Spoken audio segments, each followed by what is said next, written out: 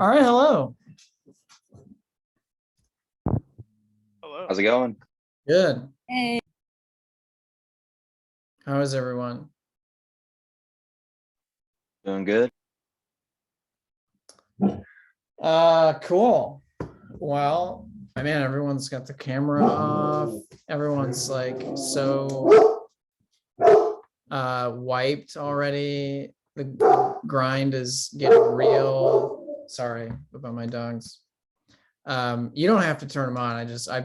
I think this is like the moment where the class has been exciting and now it's like, oh, it's a lot of work and there's a lot more of it. So keep it up. You guys are doing great. And we're almost to our next break. So cool. Okay, so I'll go ahead and hop in, but before that, is there anything anybody has any questions about?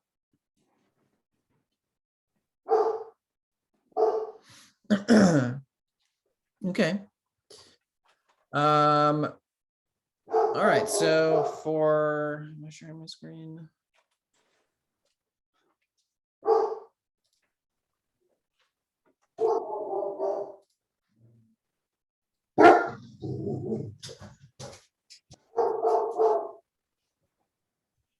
You've got my dog stressing out right now.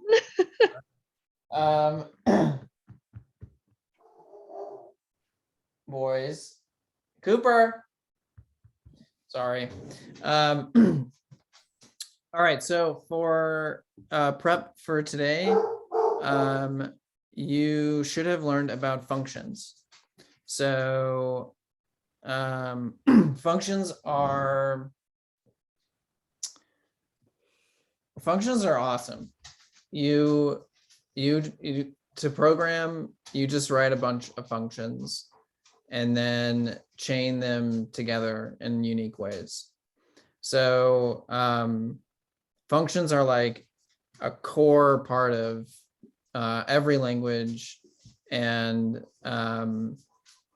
you'll be writing functions all the time. And so hopefully the pre-work went pretty well and you guys understood it. Oh, they're about to start playing. Hopefully the pre-work went pretty well. Now, what are functions good for? Like, why do you need them? Why are they in the language? So functions are a way for you to sort of group a logical few lines of code and kind of name those few lines of code and reuse them. So there's like a small problem that you need to do, and it's like a logical thing that you're trying to achieve related to whatever problem you're trying to solve.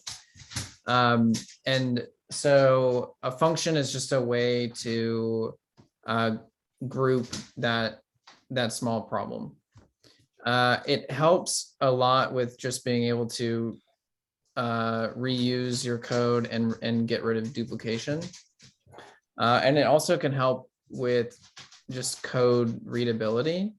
So like most of your time as a programmer is actually spent reading code.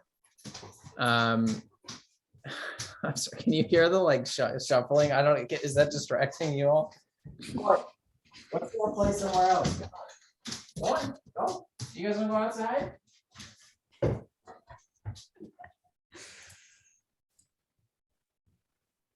Puppy.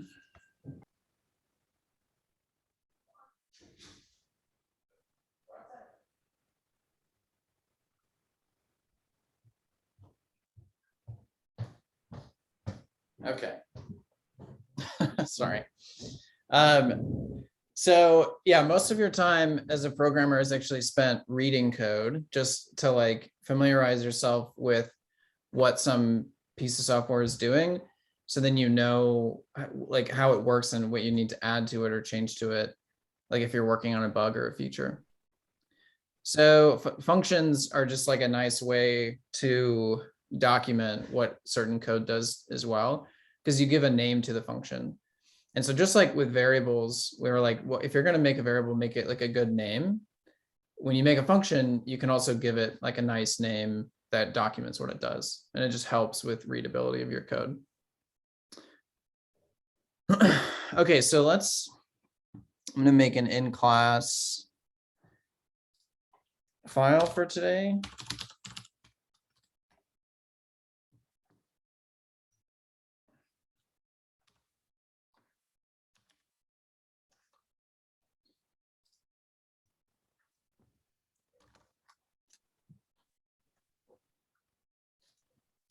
And I will add some HTML to it.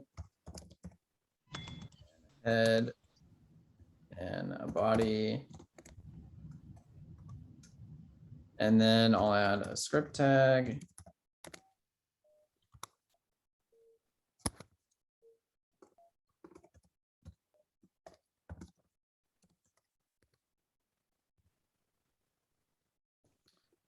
Okay. So does anybody know if I want to make a new function, and I want to name the function hello world, what would I type here? Does anybody know? Function. Yeah, function. And then what? Hello world.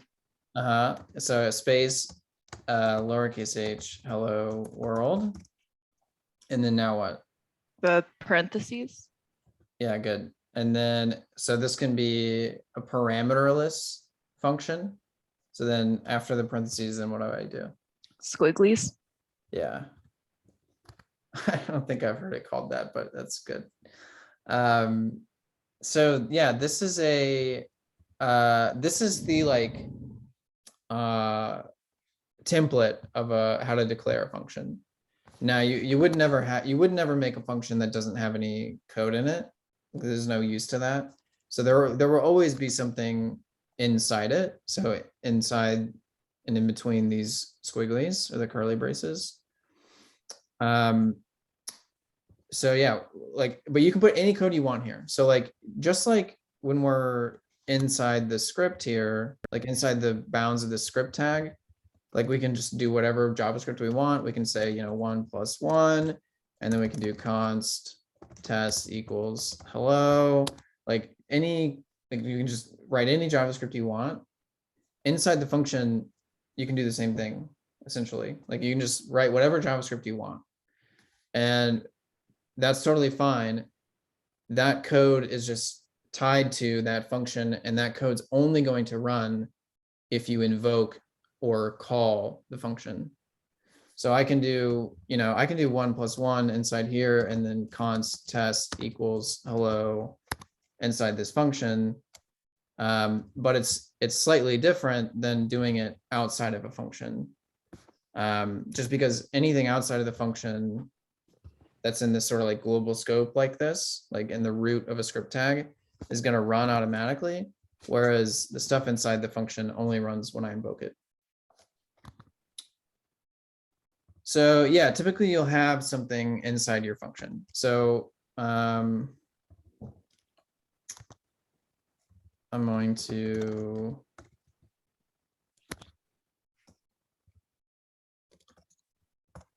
name that something else.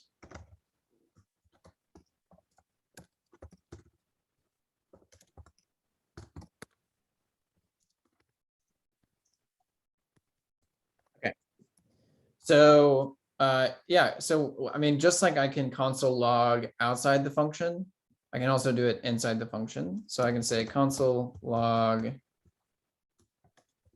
hello world. And let's look at this program as it is. So I'm going to open this in live server, read this program, and just in your head, tell me, don't say it out loud, what you think you're going to see in the console. So I'm going to open this in the browser. I'm going to open the console. What do you expect to see when I run this? So just think about that. Don't say the answer. Just think what you would see. So I'll go ahead and open this.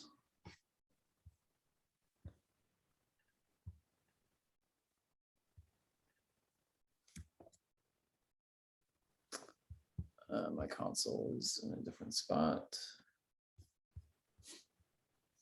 All right, so it didn't actually open it.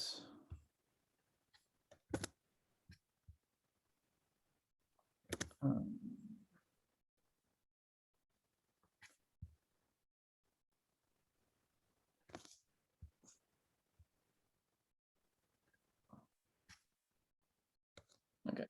All right. So nothing on the page because I didn't put any HTML. And then if I open the console, there's a few things that we see here, but it's not actually anything from our code. So if your answer was you won't see anything, that was correct. This live reload enabled is just something that live reload does, like the extension we use to open in the browser. And these are just two warnings that you don't need to worry about. So yeah, why didn't we see anything? So the first line here just evaluates to 2 and then is thrown away. Like we don't assign it to a variable.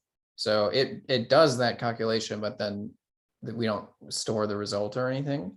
So it goes to the next line. It saves hello, the string, into the test variable. And then we declare a function, and then we declare another function. But we don't actually call any of these functions. So the line 13, 14, and line 18, they don't actually run because we don't invoke the function. So if I want to actually have this console log happen, what do I need to do? Call it. Yeah, so we need to call it. And then where should I call it? Like what Just outside the curly brace. Like what's a good line number, you think? Like 20. Okay. Can I call it on line 11? No, because that's before the function, right? That's a good answer.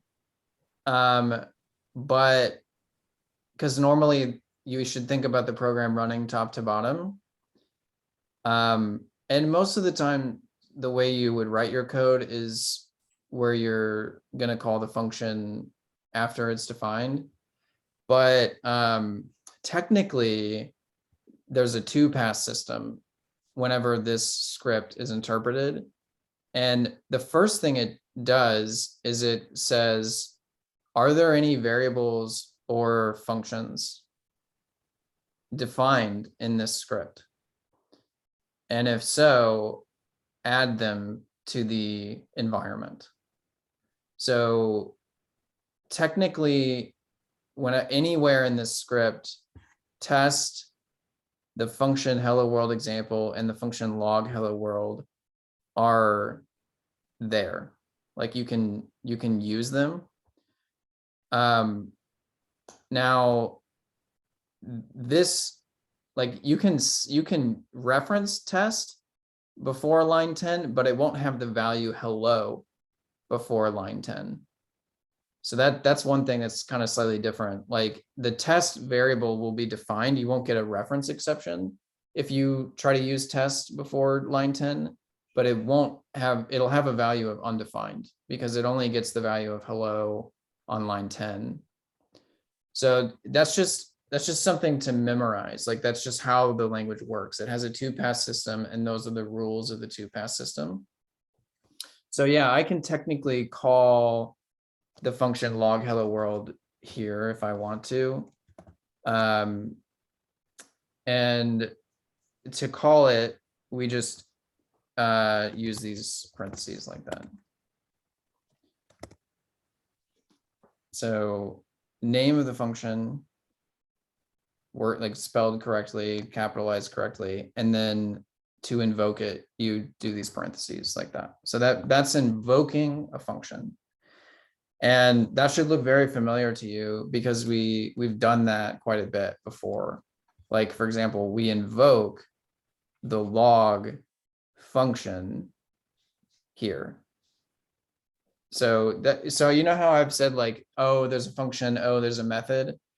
A method is just a function defined on an object. And so log is a function defined on the object's console. And then we're invoking that method. So this should make a little bit more sense to you. You don't know what an object is quite yet, so don't worry about that. But like this console log thing we've been using, that's like, hey, if I just type console log and then I pass it something, it'll show up in the browser. Like that is a function that we're calling, and we're passing it a parameter, which is what we want to see. Typically we're passing it a string, but you can pass it anything and it will log that to the console. So yeah, here we are invoking the function we defined down here, but you can do it anywhere in the script. This may be like freaking you out, but yeah, we could have called it on line 20 as well. That's totally fine. Or sorry, now it's line 21.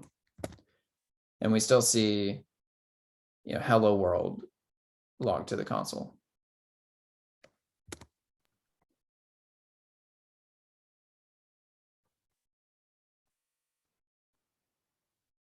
Okay, so far, any questions? Okay. So this example here, this function log hello world, that's not a super useful function. Typically your function is going to do something. And then often, and when I say do something, I just mean like it will calculate something, like it'll manipulate data in some way. And then often it's going to return something. And then often, though it's totally okay to not take a parameter, often you'll take a parameter so that the function is dynamic. Like it will do different things based off of what is passed into it. So let's make a new function. And if I want to have a parameter here, what should I do? If I want to have a parameter called name, where do I put that?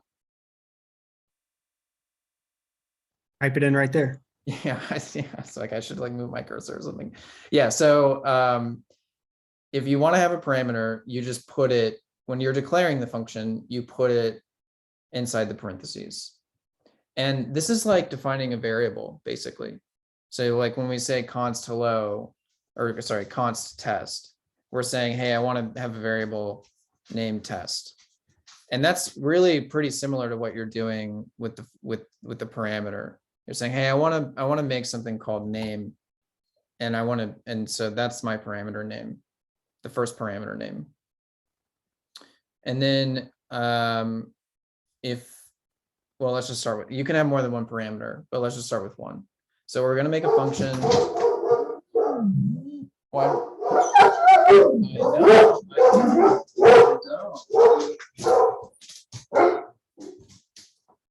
I know. Hey. I know. Come on.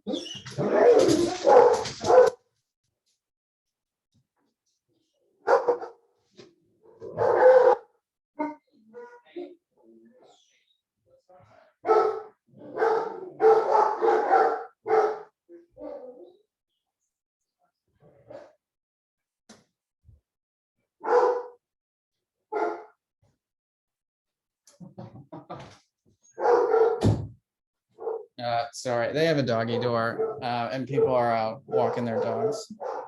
So, all right, so here's our first parameter, name, and then the rest is, yeah, so the rest, so then we just close it with our curly braces like we did before. And then, so inside these curly braces, so line 24 or however many lines of this function that we have, that parameter name is essentially like a variable inside the scope of the function. So we can reference name within the function now. So we can say, you know,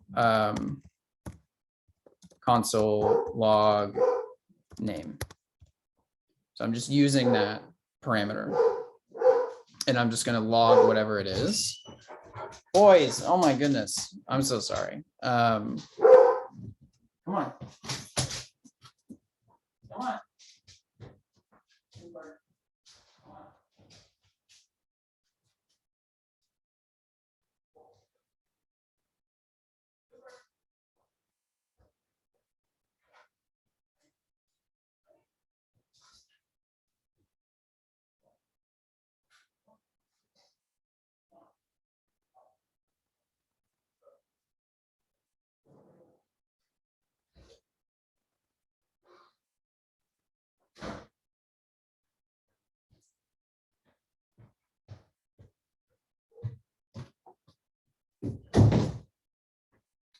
Okay, doggy door is shut.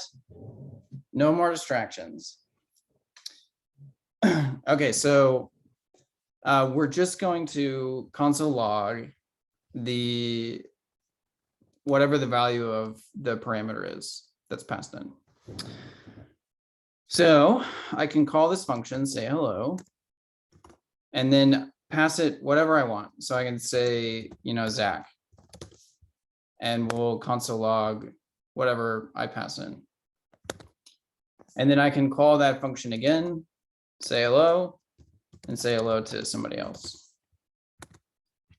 Totally up to me.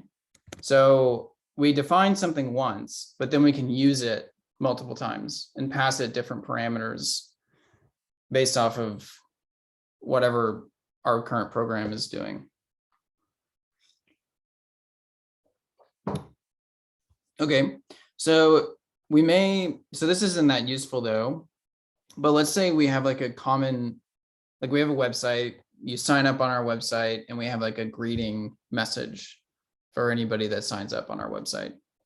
So there's going to be some sort of template, and that will be, we'll probably use the template string, and we'll say, hello, welcome to our site, and then use the parameter.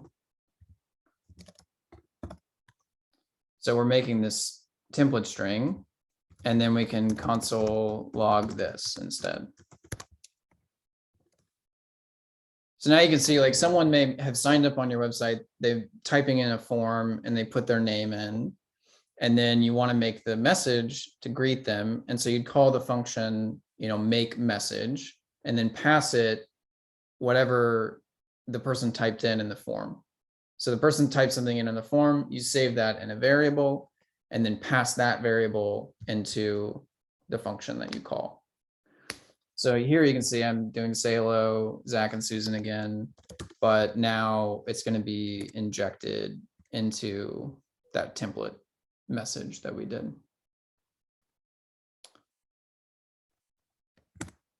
Okay, so yeah, we see, you know, a function that takes in a parameter, but we still haven't seen it return anything. So we may not, like when we're generating the message in that example that I gave, we may not want to couple the function that's making the message with like how it's actually displayed on the screen or anything like that. We may just want to limit the scope of the function to just making the string.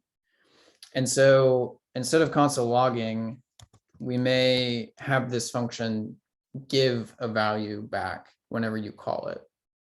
And so,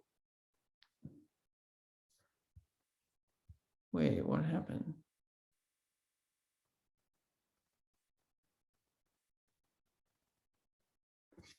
Sorry, it says we're about to run out of time. I'm not sure why the Zoom isn't upgraded.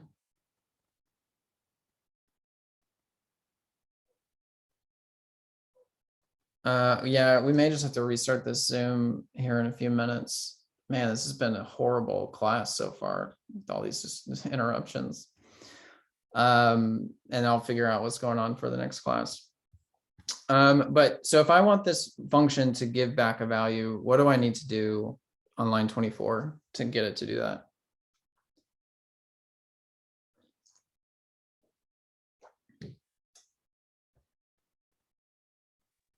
Write a return.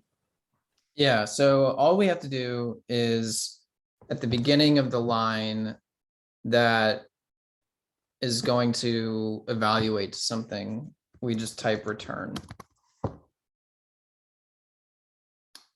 So this essentially says, okay, when you get to this line, evaluate whatever is to the right of the return. And so it goes to the right and it's like, okay, this is just a string and I'm going to inject this variable into it. And then I've turned it into the string. And so now I've got that full thing evaluated. And then return that, like, so stop executing the function. If there's anything below it, it's not going to do it.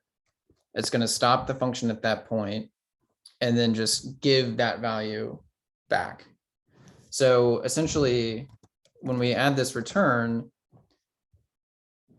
and then we call it, this whole line here, say hello with the parameter Zach, is going to turn into the return value of the function. So this function returns a string. So this line will become that string.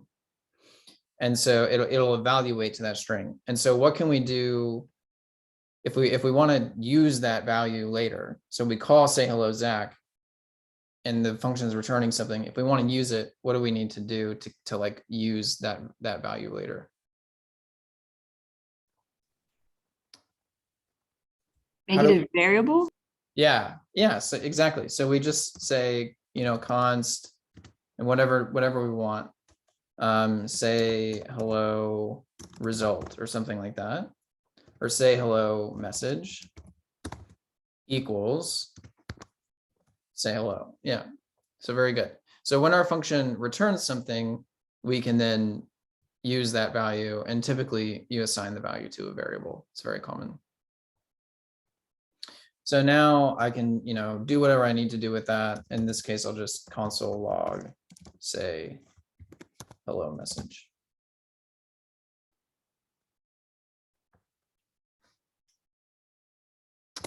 So we should see the same thing we saw in the console before, except now I'm calling the function twice here and then logging it and then calling it again.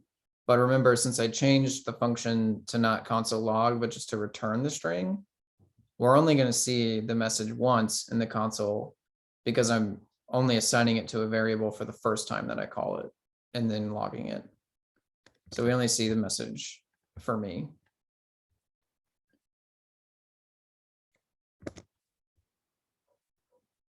Okay. And then, yeah, finally, we can have more than one parameter. So if I want something as well, or something else here,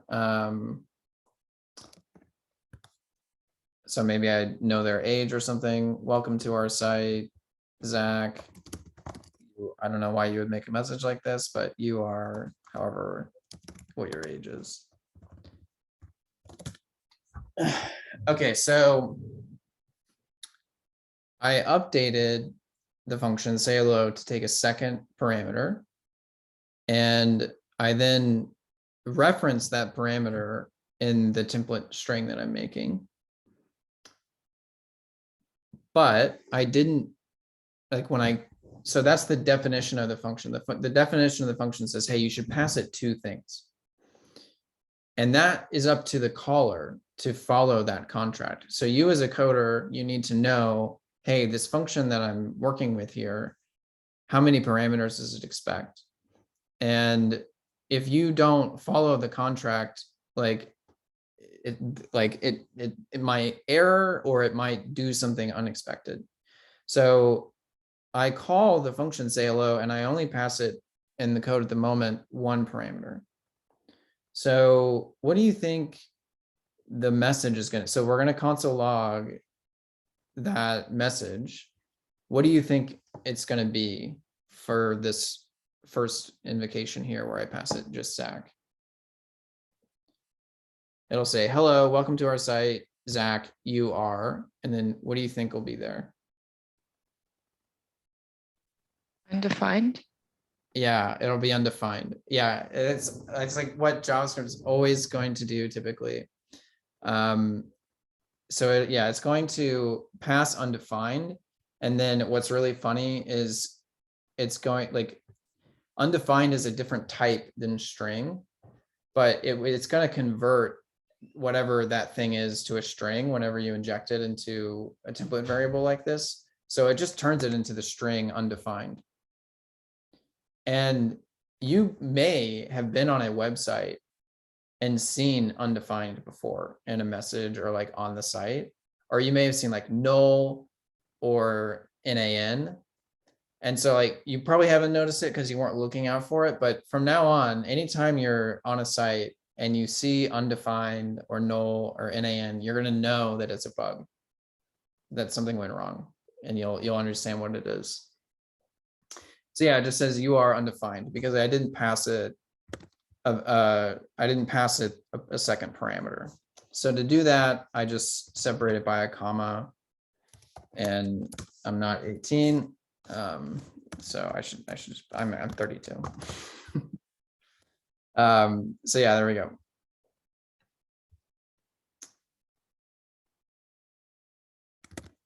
Okay, so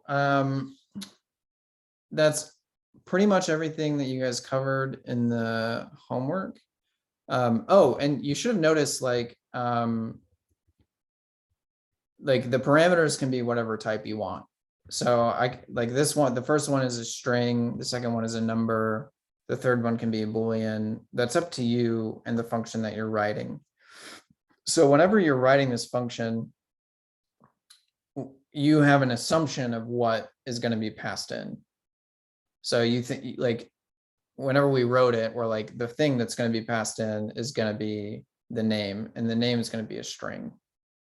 And so you just sort of like you like create a contract for how the function should be used whenever you write it.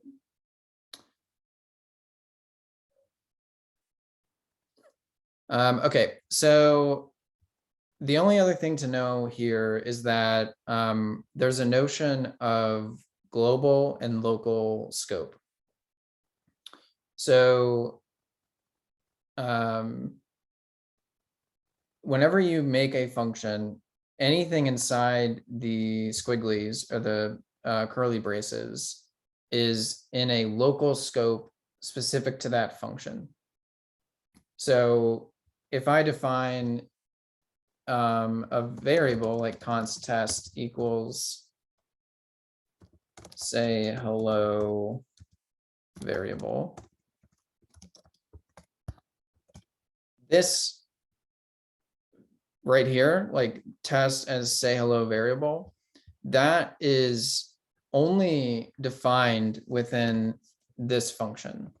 So if I console log test here, that's going to be say hello variable. And it's only going to be that inside this function. But I had defined test up here, the same variable name, but that's in the global scope. So it's okay to have two of the same variable names in the same script, but typically only if one is in like a different function. Like as long as they're like enclosed in a particular function, it's okay. So I can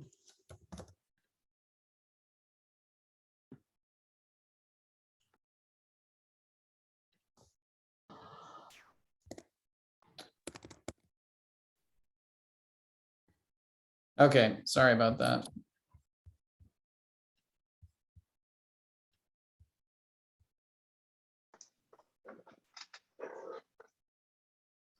Okay, can you guys see my screen again?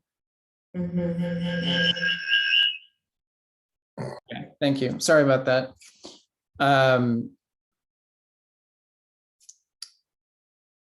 Yeah, so I'm going to console log test.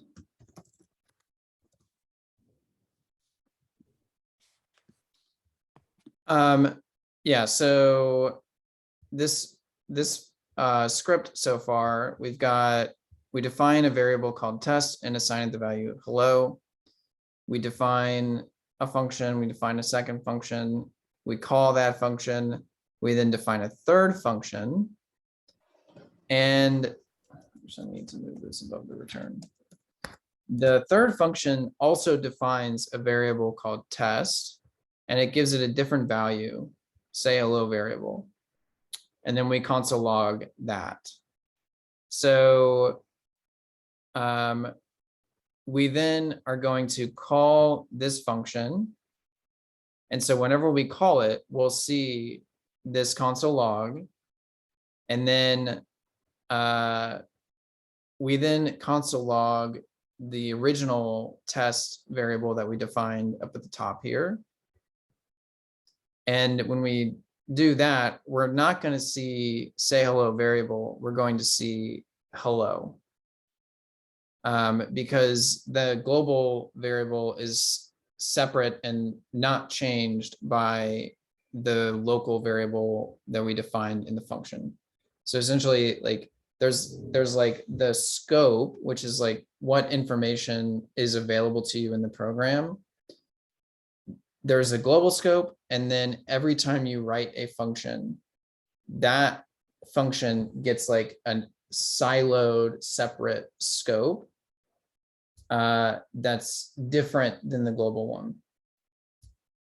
And so that's just how the language works. So you can have these like separate sort of environments whenever you make a function.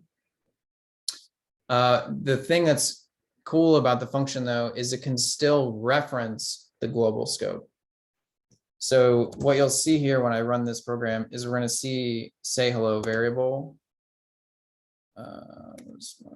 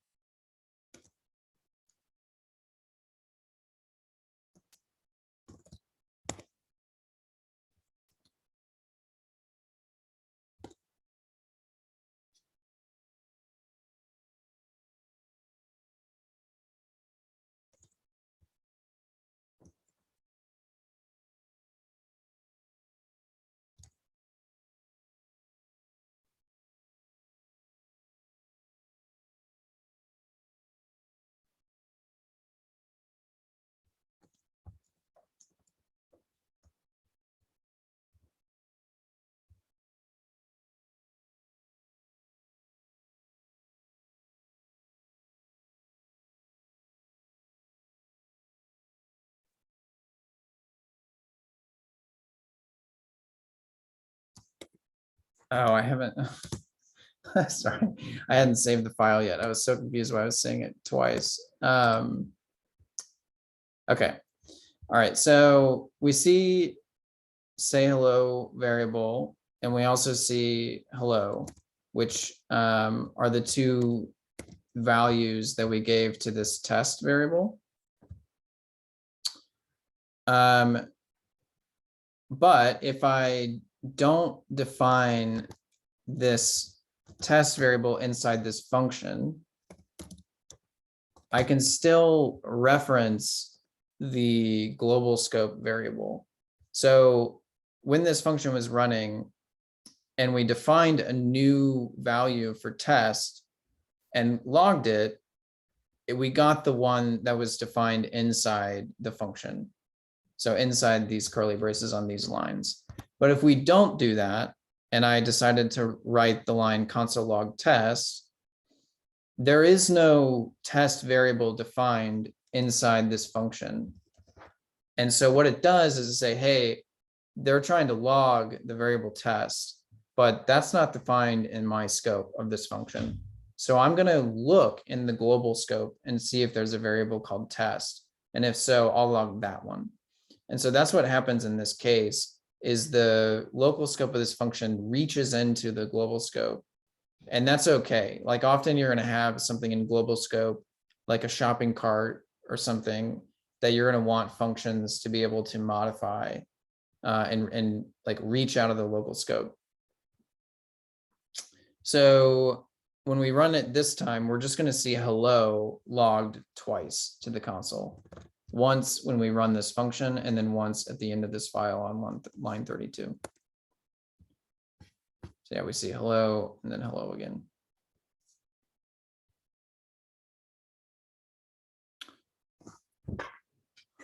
Okay, so yeah, that's all the like curriculum theory type stuff. So let's, if there are no questions, does anybody have any questions or anything?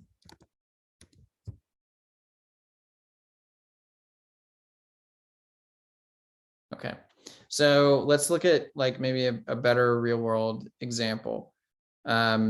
So the first or the second class, we did that program that logged your license. So let me pull that up. So if you guys remember from day 2, we did this program here where we were like renewing our license online. And we prompted for name. So remember window.prompt, where when it runs, it like opens up that box and asks you a question, and then you can type something in. So we prompted for name, and then prompted for age, and prompted for address. And then we did this console log where we did like this like funny text formatting thing and injected in the values that were typed. And like we talked about how, oh, like the formatting doesn't look very good because it's a variable length of whatever someone types in. So like, let me just copy this program over.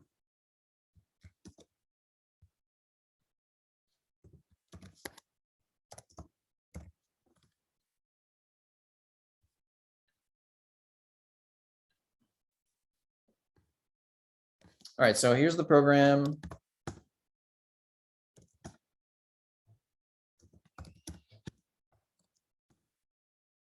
And in the console, we get our funny formatted license. And the formatting isn't great because like these bars here, we want on the right, like in a vertical line, just like they are on the left. But we can't do that because we don't know beforehand, or we can't do that with the code we have currently because we don't know beforehand how many letters each of these things is going to be. So now that we know how to write functions, let's write a function that can maybe solve this problem for us.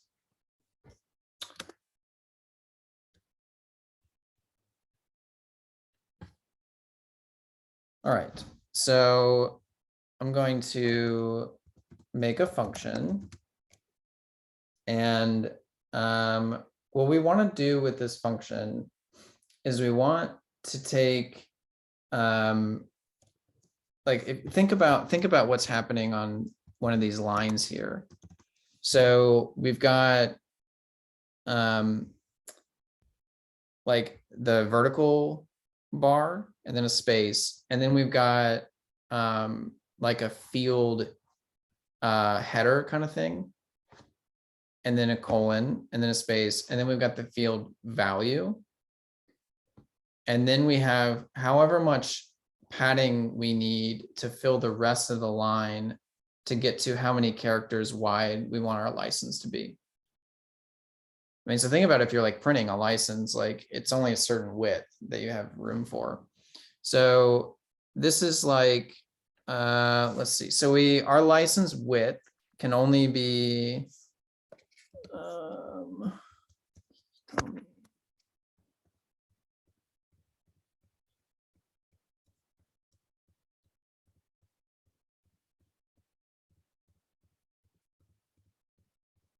28 width, 28 characters wide. So that's kind of like the domain of our problem. Those are the different things that make up one line. And the function we want to write is something that's going to make a line for us. So we're going to pass the function, the header, the value for that particular field, and then how wide we want the line to be. Meaning, when I say how wide, like basically there's just like white space that we want to fill in for anything left over. So yeah, so let's make a function. We'll call it make license line. And it's going to take in the header, the header value. So like, what is the person's name? What is the person's age? What is the person address? Like that will be the header value.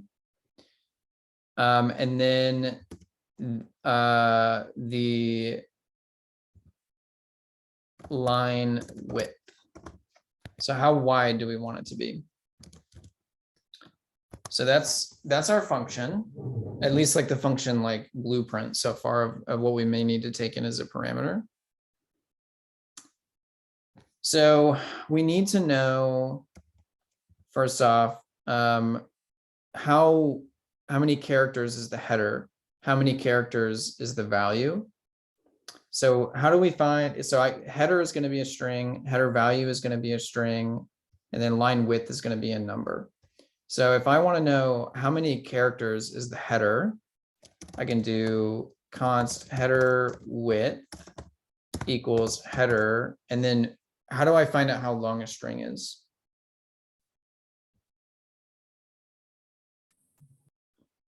Dot length.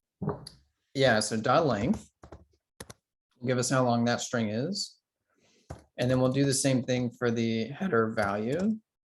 So header value width equals header value dot length. Okay, so now we just need to know how much padding do I need? How many spaces should I add to the end? And so we will take how long we want the line width to be. So that's a parameter that'll be passed in. So we'll do line width minus the header width minus the header value width is going to give us how many characters we have left. But we also need to consider, we'll have this in the template, we'll have this vertical bar and a space and then a vertical bar. So we need, so there's 3 additional space, like pieces that are going to contribute to the width. So we really only have, we need to subtract another 3, I think, and we'll just find out once it runs, but I think that's right. So we'll assign this to spaces left or something like that. So after we've put this vertical bar and then a space and then the header and then the header value, how many spaces do we need here before we then add the vertical bar to get it all formatted correctly? So that's what this is going to tell us. And so now we can make our template. So the template's going to look like vertical bar space header, which is what's passed in. And then colon space header value. and then something, and then this vertical bar. And I think this and that aren't accounted for either. So I think this might need to be 5.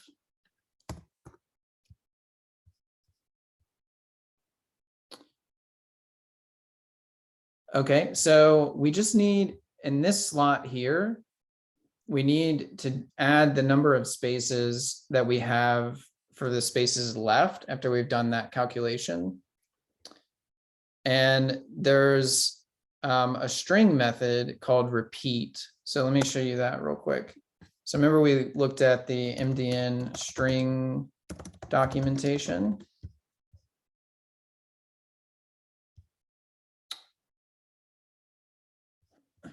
And this is what we were looking at before that has all the documentation on what methods are available on a string. And one of them, and I mentioned like any use case you can think of, there's going to be a useful function for it typically. So yeah, there's this repeat method on the string.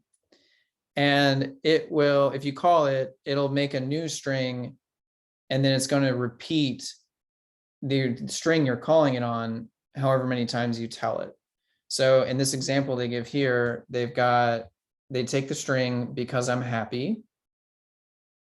And notice they're using just a single quote, and they want to use a single quote in the string. And so they do the escape character that we learned about, so that they can put the quote there. So because I'm happy is they assign that to a variable. And then you can see they do that variable dot repeat 27 times. And so like that just makes a new string with because I'm happy 27 times. So like what we can do is we can just take right here, we can do space. Like I'm taking a string, I'm taking the string space, because that's what I want to repeat, and I'll do dot repeat spaces left. So repeat a space, the number of spaces left that we have. And I spelled that wrong.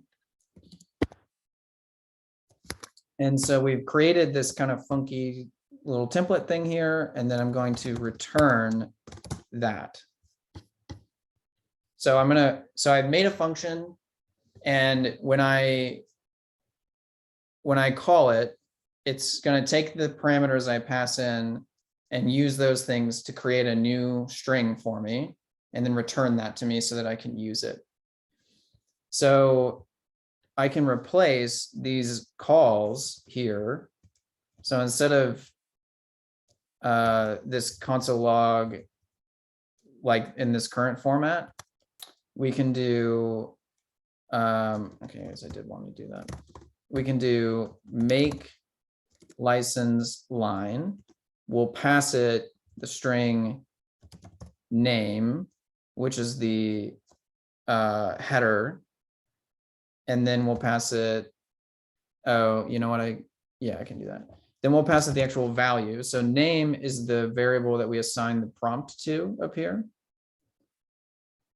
So that's the header value. And then we said we want the line width to be 30. So we want to make sure every line ends up being 30 wide, no matter how many characters the header or the name, whatever they typed in is.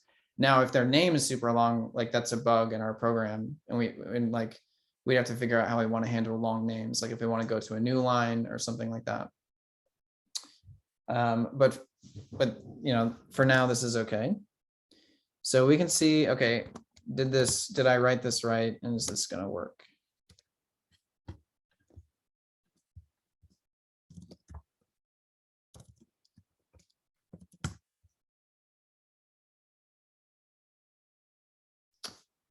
I don't know why it refreshed on me.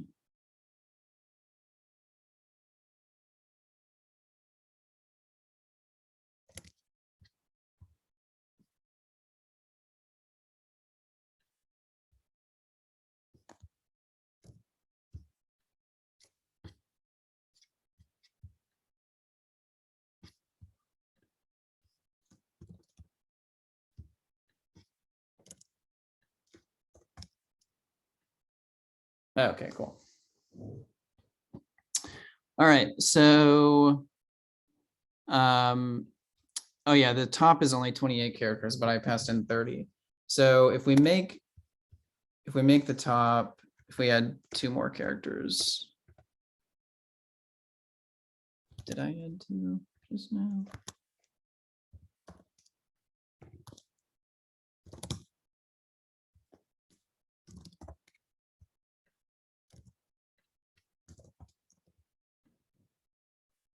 Okay, cool. So this worked for this first line here. So I'm console logging the old one as well, and you can see like here's the bug, like that's not all the way over. So, but this one looks right. So let's repeat calling that function for these other ones. So I'm going to get rid of the old name. I'm going to do make a license line, and on this one it's the age. So the header is age, and then the parameter is age, and we also want that to be 30. And then we'll do another one for address, and then that value is address, and we also want that to be 30. And then I need to make this same length as that one.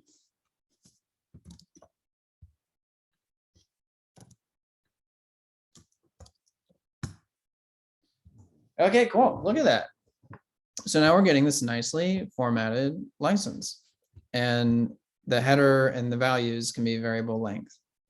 So if I, put my full name, 32 Plaza District, like I'm typing in different information, but it still is working. I'm still getting a line that is correctly formatted.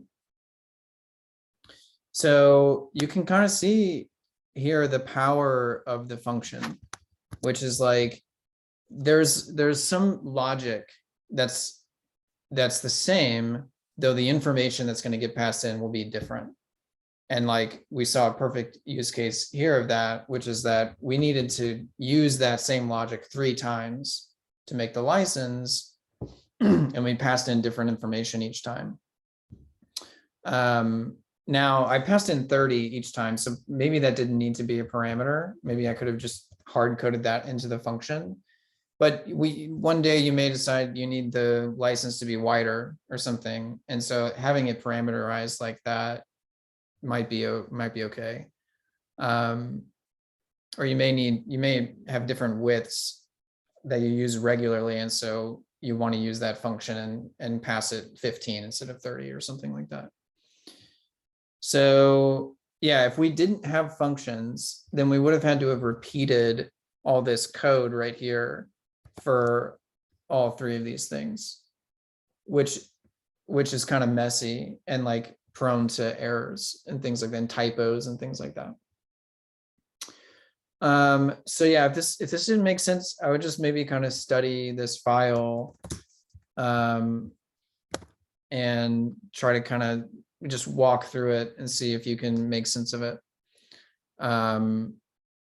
But yeah, functions are great. So yeah, we saw an example here of a function that takes 3 parameters and returns a value, and then calling it 3 times. Okay. Let me stop sharing my screen.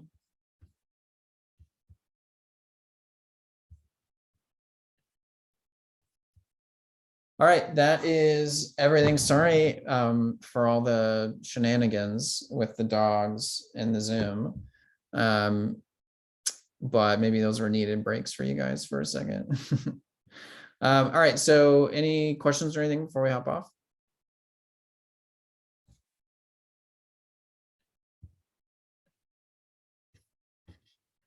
Okay. All right, well, I hope to see as many of you as I can on Saturday.